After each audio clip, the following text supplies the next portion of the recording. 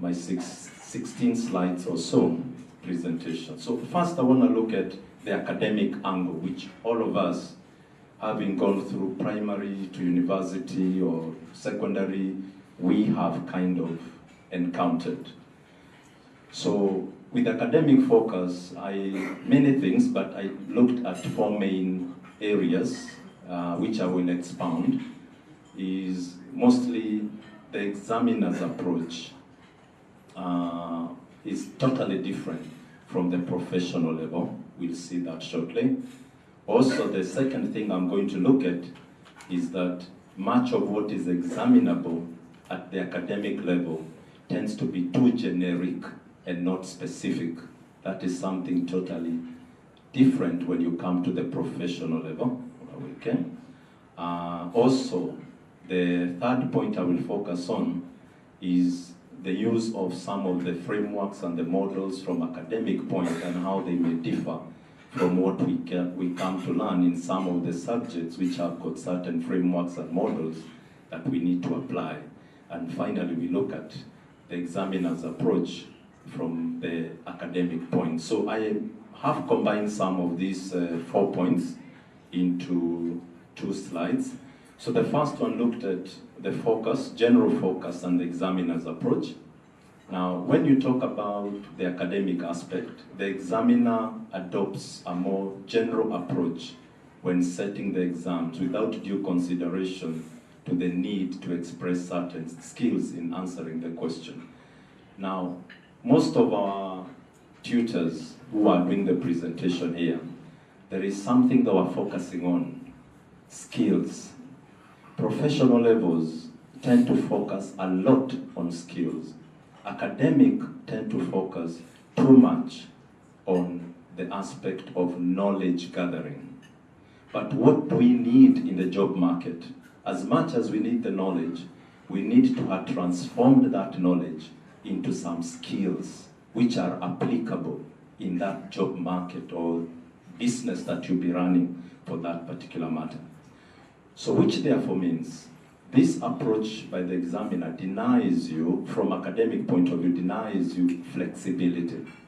We saw one of the lecturers who was presenting on the audit, telling us the progression in terms of the intermediate paper and how it relates to the professional paper, which therefore means that at the intermediate paper, the nature of the questions that are there will tend to differ in terms of complexity when you go to the professional level.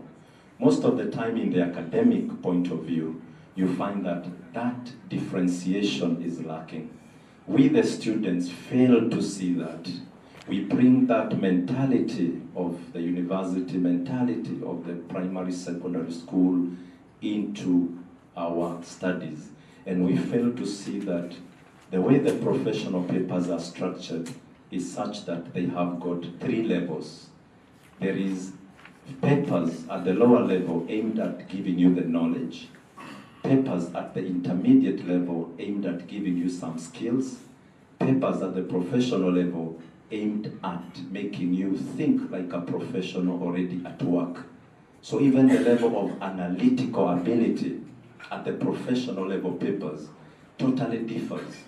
So if we don't make that paradigm shift when we are tackling the question, then it becomes a little bit difficult for us to be able to cope, for that matter. The other aspect is the issue of what I was focusing on, the knowledge, questions set based on academic frameworks, which tends to emphasize more on the models and theories that are particularly outdated. When I was finishing my degree, for example, back in 2003 is when I finished my first degree. I did first computer science before I went into the accounts. But some of the models that we were using and the programming languages that we were using were things that were in the syllabus since 1970s. But 2000, we are still learning them. So the question comes, where is the practicality of what we are learning, for that matter? And that's why you are seeing some people, they are opting, instead of when they finish Form 4, instead of going through the university route, they are opting to go the CPA route. Why? Because the CPA route is more of real-world exposure, more practical, more up-to-date. We have seen lecturers telling us, particularly the updates that are there each and every time. So which therefore means, by the time you even finish that professional level, you are more ready in the market than somebody who has just graduated from the academic. Now, don't get me wrong. I'm not here to criticize university's approach. I went through that as well before going to the professional level. We are just trying to look at how we change our mentality when we come to the professional level, for that matter. So they are not harsh criticism. They are just pointers that we need to be aware of as students the moment we get into the professional level for that particular matter. So the relevance sometimes can differ. So most of the time then what we do in the professional level, in the academic level, is cramming things, because nothing is changing. The models are the same ones that were being taught in 80s, 90s, 2000. Nothing much is changing. The cycle of syllabus review is not as frequent as it is in the case of a professional paper, because we are carrying the same mindset into the professional level, which is something that we require to change and have the flexibility for that matter. Now, also, when you look at the examiner's approach from academic point of view, you have, as we said, every one of us has gone through the academic in one way or the other, secondary, university, or whatever. So the questions tend to lack contemporary approach, resulting into students lacking flexibility in attempting the question. And this is where I was talking about cramming things to just get you through. But once you are done, you are not valuable at all in the market, for that matter. When you go for an interview, you can't be able to be practical, because interviews these days give you real life situations. You demonstrate how you can solve them. Now, if you lack that aspect, all you did was to cram to get it done, then you'll have a very big challenge, for that matter. Okay, so we need to make that particular change, because we are now at the professional level. As much as we acquire the knowledge, we translate it to the skill, and we'll be seeing how do we translate this to the skill. And it's simple things. We may not get all these things from the lectures that we attend. The lecturer will give you at least 30%. You have to source 70%, for that matter. Some lecturers, yes, will give more than that and give 50%. You do the rest, 50%. So how do we acquire this skill? We may not acquire it directly in class, no. It is by relating what we are learning with real life situations. You want to be an accountant. If by a show of hand, for example, how many people have visited the BOT website in the last 1 month? How many? Okay. How many have visited the TRA website? Okay. Now you see, this should be your interest now. You are in the professional level. You want to be accountants, to be auditors. So if you don't start getting the requisite skills, knowledge from these institutions, then how will you be able to translate your knowledge into skills? If we ask the inflation rate of Tanzania, for that matter, right? What is it last month? Many of us may not know, but where do we get the information from? From the BOT website. They have monthly updates on that. Tax issues, like he was talking about, Mr. Rashid, they are there on TRA website. The current act is right there. First page, you open it, you're gonna see the Finance Act there on the first page, for that matter. So it is time to develop interest. You develop the interest with the aim of trying to get a skill we refer to as commercial acumen or business acumen, awareness of what you are learning in class. You need to translate what you're learning into class into real life situations, and that is the best way. So I usually tell my students that what they need to do now, the moment they begin a professional paper, they are married to that professional paper for those 3 years or 2.5 years. They have to dedicate all their time, their effort, their focus on that professional paper. And that means going above board to do more research on yourself so that you can relate what you're learning to real life situation. Because the moment you finish your CPA, you are getting into the real world, for that matter. That skill becomes very critical for that particular matter, okay? Now, I hope after today, or even today, you will spend some time to go on that BOT site, trying to relate what you have been learning with what you get to see there. Issues of inflation rate. One of the colleagues talks about them in relations to the financial management paper, for that matter. You need to familiarize yourself with such issues, for that matter. Now, this you cannot get with academic mentality and approach, right? As we said earlier, most of the academic was all about getting that certificate, and that's it. But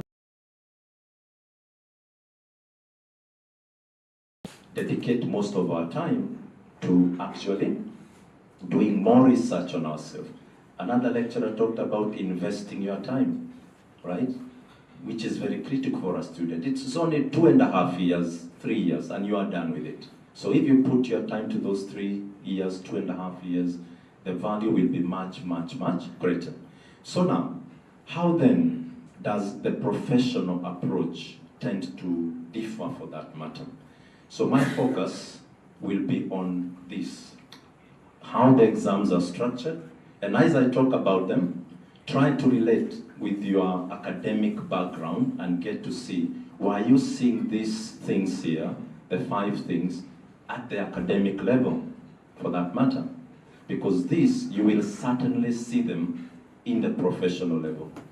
And this is what we need that shift to be, for that matter. Some of the things may have been discussed by some of the colleagues, so I might skim them through, those that may have been discussed. So one of them is the structure of the exam. Every time you read a question in a professional level, you must ask yourself, is the format that I'm supposed to answer that question, for that matter? Now, audit have certain formats in terms of when you are doing a substantive test and all. So how you lay out your answer, and that's why they were insisting, go for these review classes. Some of this exposure, you cannot get them unless you are with an expert tutor in that particular professional course, for that matter.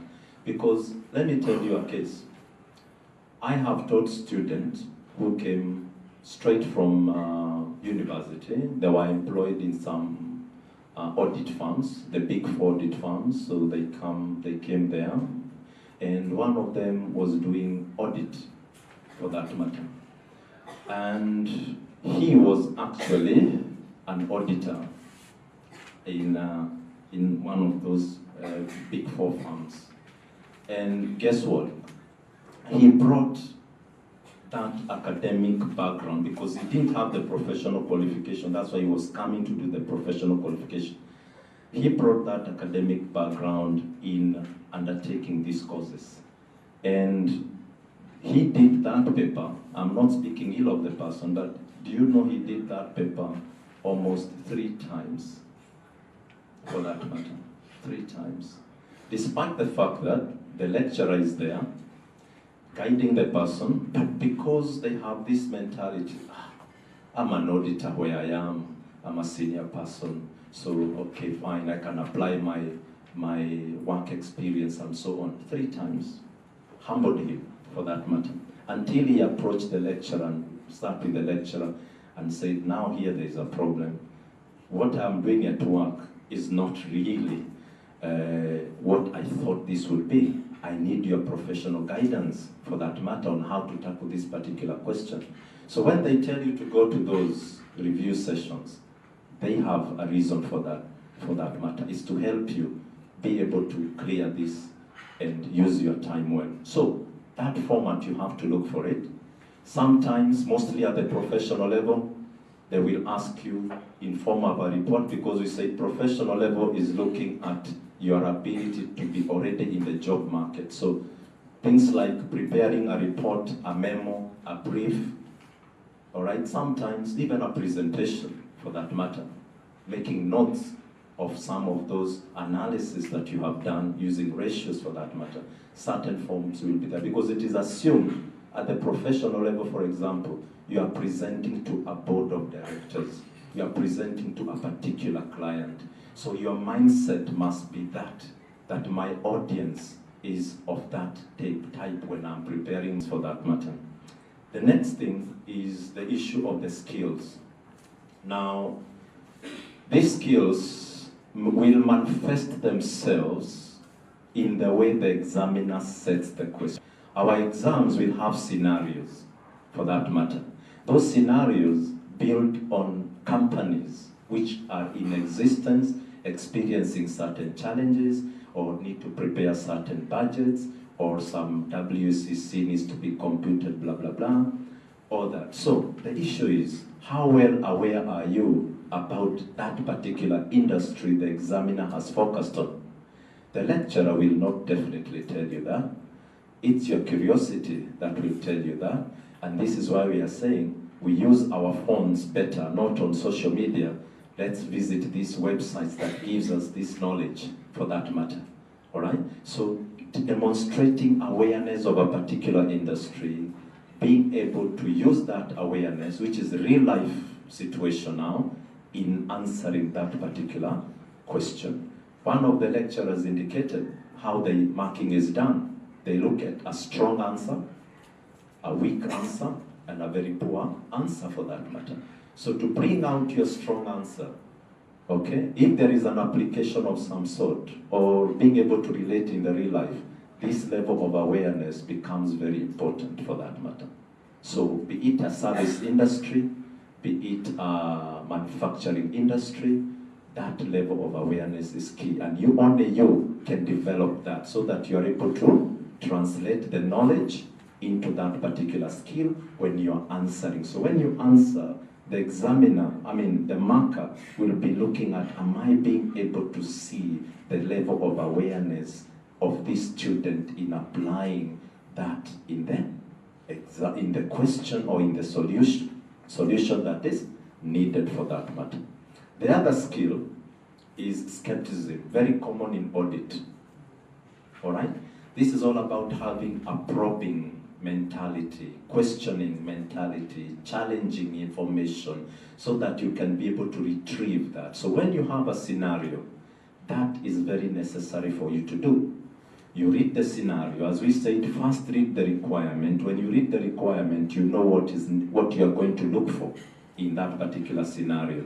Now, this is one of the things that you'll have to have, the questioning mentality, so that you can connect the information you are provided with what the examiner is actually asking, for that matter. You challenge the facts, so that you come up with a better judgment, for that matter. Then, evaluation, okay? He demonstrated to us the different levels which are there. Of one of the levels he mentioned was the issue of evaluation as well. So this is the ability to assess the quality of reasoning. Now, most of us believe, or seems to have the mentality, that when a question comes and you're asked to evaluate, we quickly run to advantages and disadvantages, because in our minds, evaluation is advantage and disadvantage, not necessarily, for that matter. All right? So you may be required to analyze, to evaluate a particular trend or pattern, be it a variance analysis trend for a number of months, for you to give judgment as to the performance of the company or the performance of the production manager or is it sales manager, depending on the nature of the variance.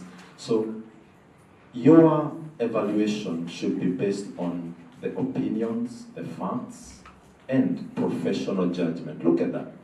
Not hearsay, professional judgment for that matter. Because at this level, you are not thinking any other differently than you being a particular professional for that. So you will not just focus on unnecessary information or hearsay. You have to critically look at the scenario and be able to know the trend and the focus and how you can be able to argue your case for that particular matter. Then there is the analysis skill also, all right? So the analysis skill is more of a critical evaluation of the data which is provided. Now this requires investigative mind. So as you read the requirement and you see you are supposed to analyze the findings, that means you must have a mentality of that investigative mind, okay? So that you can be able to rely on the data provided, and as you analyze, provide evidence from the scenarios, or provide evidence through examples. What examples? Real life examples, which we said you acquire through what? Commercial acumen, for that matter, all right? Then, communication. How you present your answer, the logical flow of your answer, how well informed you are of what you're talking about. Very important. You have to be convincing to the examiner. How can you be convincing to the examiner? It's all about how you lay out your answer. From the introduction to the main body, for that matter, how persuasive you are to convince the examiner about what your answer is based on the scenario or based on your findings, on the workings that you have done. So that must have clarity, but at the same time, simplicity. We are accountants, and yes, when we say simplicity, don't get too much into jargons and complexity for that matter. No. Keep your answer simple. You are not demonstrating how tough you are in English. No. You want to make that marker understand that what you are laying out is what exactly they asked for that matter. Okay? So presentation skills, which are part of the communication, must also be something that you have for that matter now. Then, all those skills that we have talked about, you will not be asked directly, some you may, but you need to demonstrate that through the answer. Sasa, all that, was it something that you encountered at the academic level when you're answering questions? I don't think so. My time, I never encountered that demonstration of those skills at these professional papers for that matter. Okay? So a shift in our mentality must be there when we are answering the what? The question for that matter. Next thing I look at is examiners' expectations. Now, most of the questions will tend to expect that you apply real-life example situations for that matter. I did say in academic, we used to learn things which are outdated, not even applicable in the current situation. And we'd say that to achieve this ability to demonstrate using real-life examples, we have to develop an interest in searching for information for that matter. So you must adopt a practical-oriented approach as opposed to a theoretical-based approach for that matter. Theoretical-based approach is just where you have crammed things and you are downloading them, right? Just the way you understood them. So if the examiner changes one sentence, you are confused. But when we talk about a practical-based, you first got the fundamentals, the knowledge. You translated the knowledge into skills, and what you are demonstrating is that particular skill in answering that particular question. So the background is already there of the knowledge. What you are laying out are the skills that will demonstrate what the solution to the answer is for that, or solution to the question is for that matter. Flexibility. and independence of mind in approaching the question. Somebody mentioned in one of the lecturers that rarely will you see days are gone when questions are repeated. Why? The examiners now have adopted a more flexible approach, right? That the question might be similar, but the requirements are different. So that requires you to have a lot of what? Flexibility. What you do at the intermediate level, when you go to the professional level, your mindset must equally change and know that now at the professional level, you are more of what? In the final level. Final level is the one I'm calling professional. At the final level, you are now at a more complex stage. You cannot start reasoning the same way you are reasoning at the intermediate level, for that matter. Now that is where the flexibility is coming in and the independence of mind.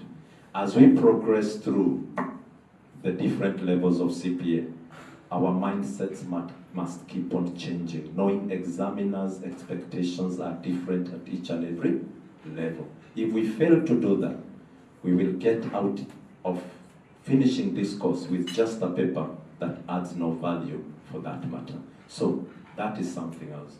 We have an example there, field work as done by students so as to gain practical experience and knowledge through the first-hand observation rather than conclusion through theoretical framework. So that's the reason why sometimes when you are almost in your final level, most students opt to start working so that they can be able to apply some of these particular skills. And that is what we are saying is more of what? The fieldwork approach. So the other thing is the issue of the exam focus, for that matter.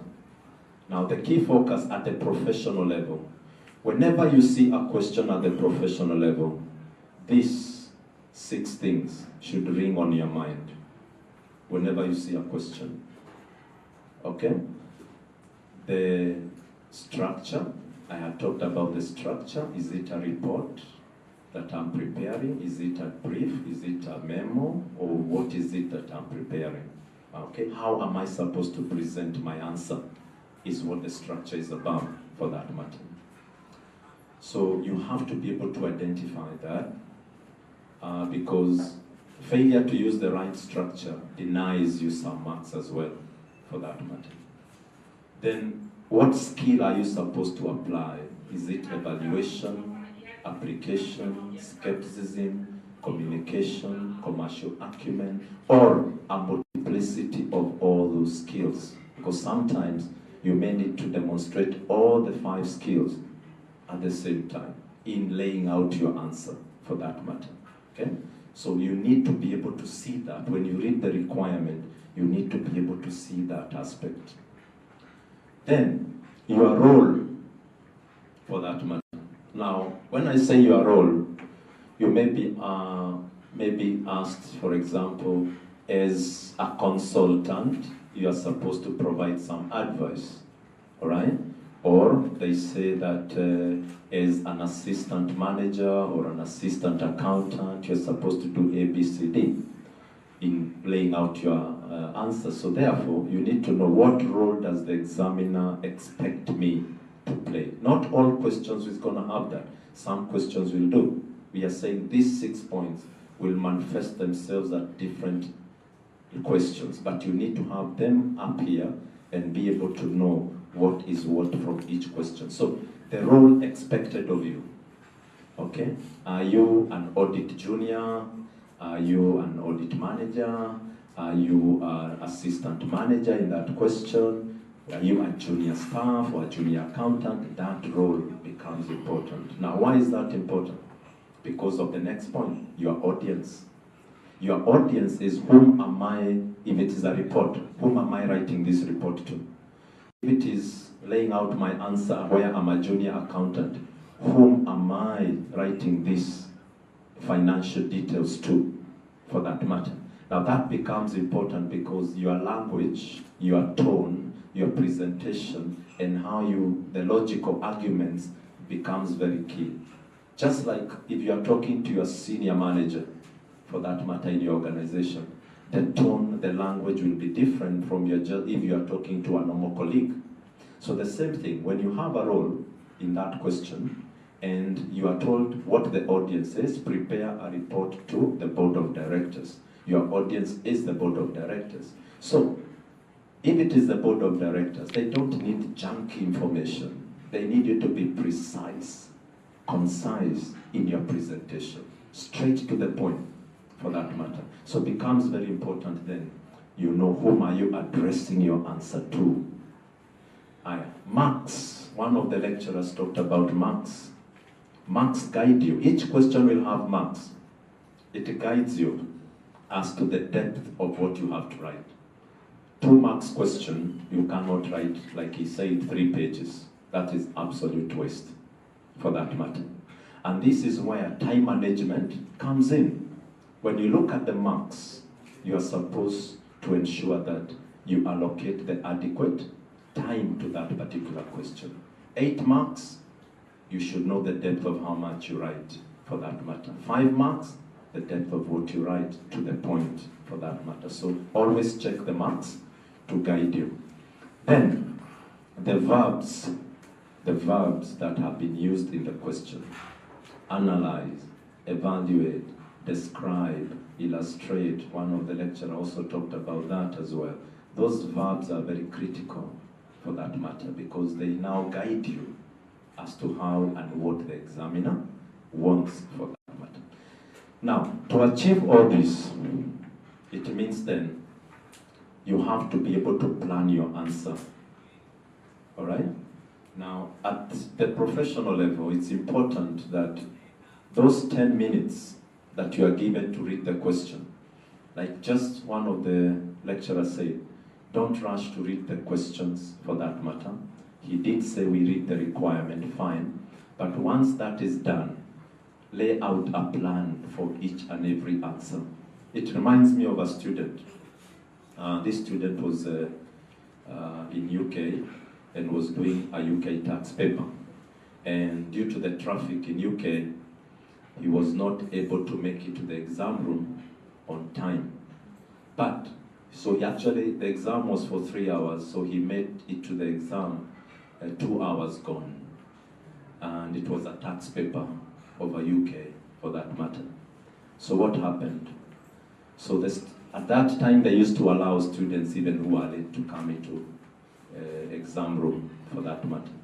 So the person was caught up in traffic, all right? So he woke up very early to go for the exam center.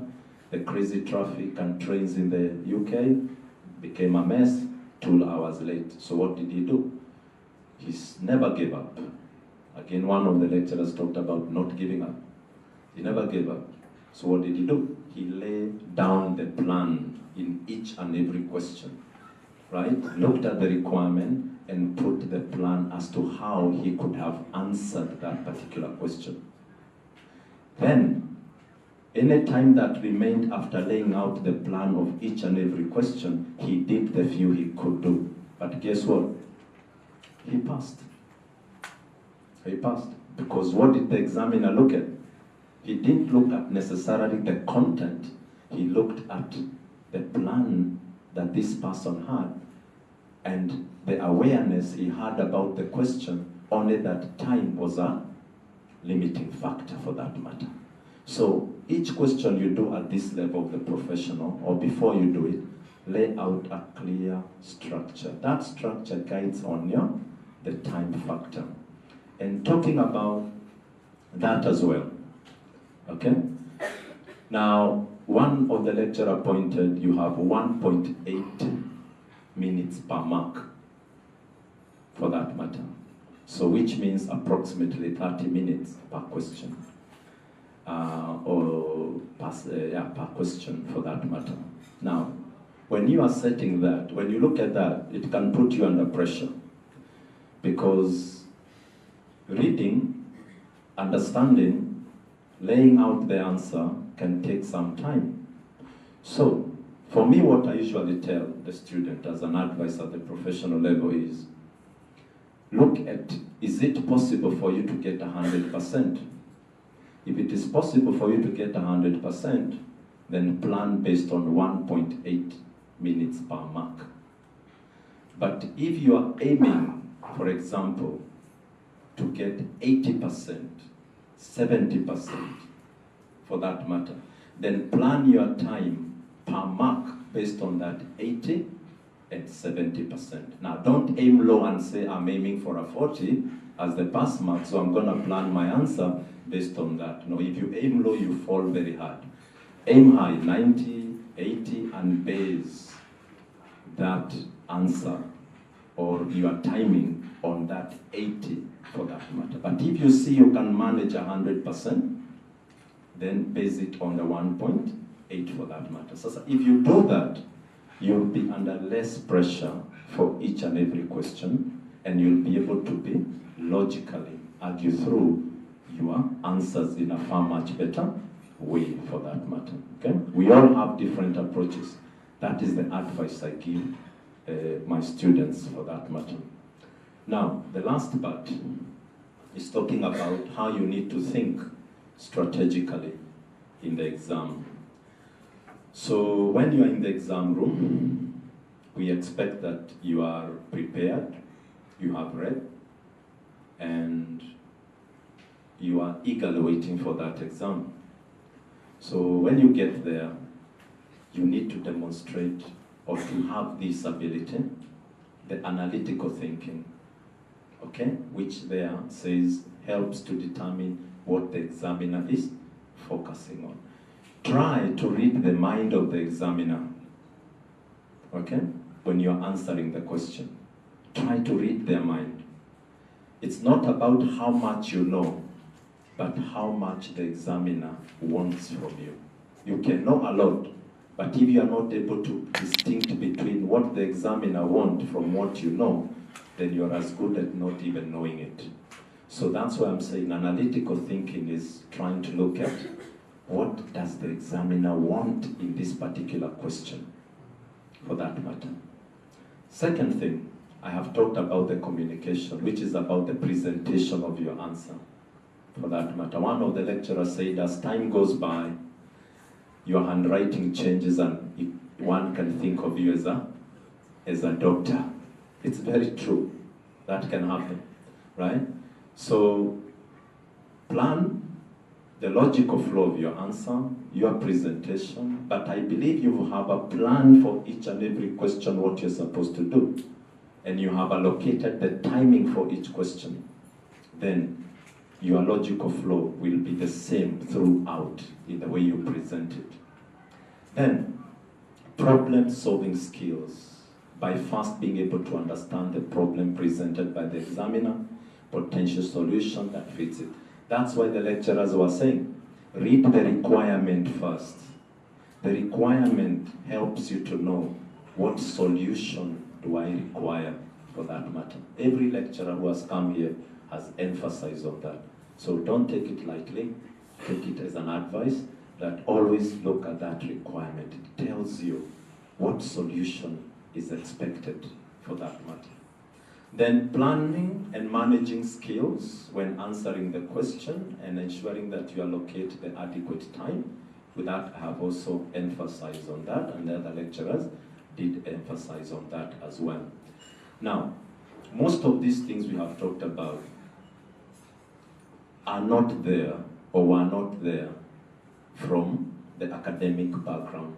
So that's why we are saying, at this level, please try to change the mindset. Academic is so general, professional is very specific. Everything you are being taught in CPA is in line with you being an accountant, a tax consultant, an auditor, not marketing, right? So therefore, professional levels are very, very specific for that matter, right? And that is why we are saying we need that paradigm shift in our mind from that general aspect you are focusing on in the academic level to a more specific mindset that only focuses on what the examiner really wants for that matter. So I end my short presentation there. I hope it has been helpful. Thank you very much.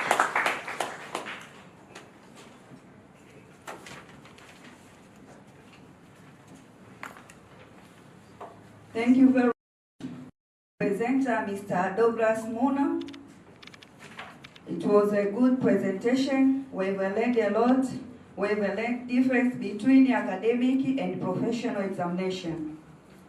Most important point, you have talked about changing our mindset. We need to change our mindset.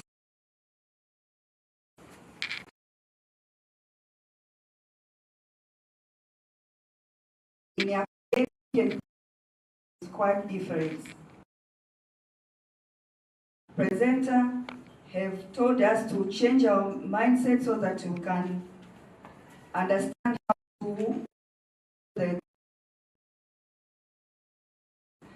Now I'm going to ask Mr.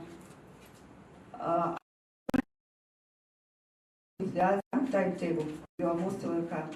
Before it is time for discussion, so it's your time now to digest what you have been discussed here. Then you will be given chance to ask a question in the end of the presentation that has been presented here. So the modality will be like this.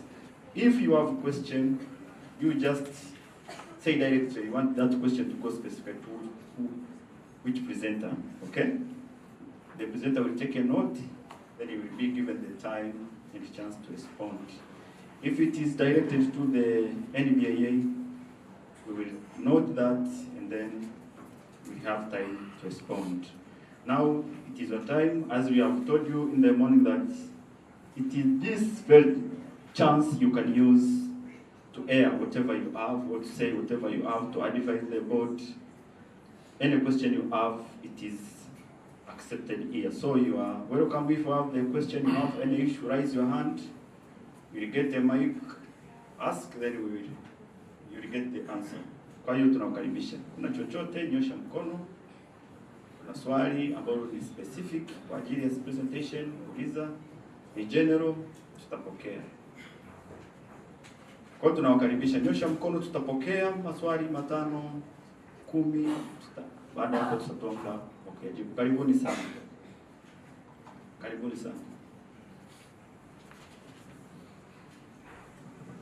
Asante. Kwa majina naitwa Fraterino Shao. Ninafanya final. Mimi nilikuwa na swali kwa bodi. Au mapendekezo. Kama walivyosema lectures kwamba kuna dakika 10 ambazo tumepewa kabla ya mtihani tu tunajiandaa.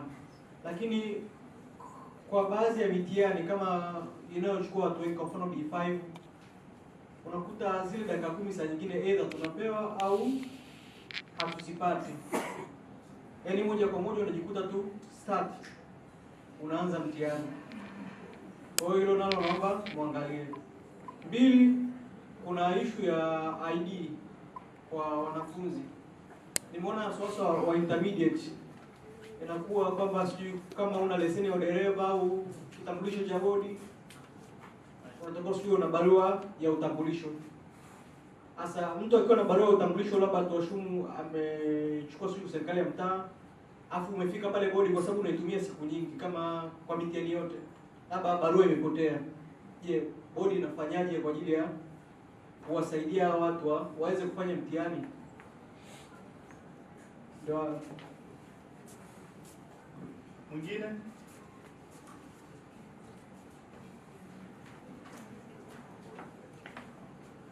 Hello. Naitwa Michael Israel. Nafanya final. Swali langu la kwanza ni kuhusiana na kubadilika kwa structure ya mitihani ya final, lakini kutokuona kama kuna mabadiliko yoyote kwenye structure ya maswali na kukuja. Swali hili ni kuhusiana na mtihani wa administration ambao ni specifically C1. Swali la kwanza compulsory lilikuwa linachukua 40 marks na sasa hivi linachukua 20 marks, lakini mabadiliko yoyote kwenye namna swali linapoulizwa hayajaonekana. ambapo swali linakuja vile vile like lina 40 marks lakini lina 20 marks. Again, tunategemea mwanafunzi huyu aweze kuliattempt hilo swali na apate zote 20 marks. Lakini kitu kingine, wakati tunafanya intermediate last time, kulikuwa kuna issue ya ID. Mimi sikuwa na ID yoyote ya Tanzania kama Mtanzania au leseni ya udereva au whatever. Sikuwa na chochote. Nilikuwa nina barua ya serikali ya mtaa of which ilinipa nafasi ya kufanya mtihani mmoja. On the first day ndo niliweza kufanya mtihani kwa ile barua. Nikaambiwa next day ukija bila barua hautakuwa allowed kuingia kufanya mtihani. Sasa nikafikiria kwamba hizi mamlaka zimewekwa na serikali ya Jamhuri ya Muungano wa Tanzania kwa ajili ya kutoa hizi ID na kwa ajili ya kutoa vitu ambavyo vinaweza vikatusaidia sisi kutupa utambulisho na tukatambulika popote tunapokwenda. But why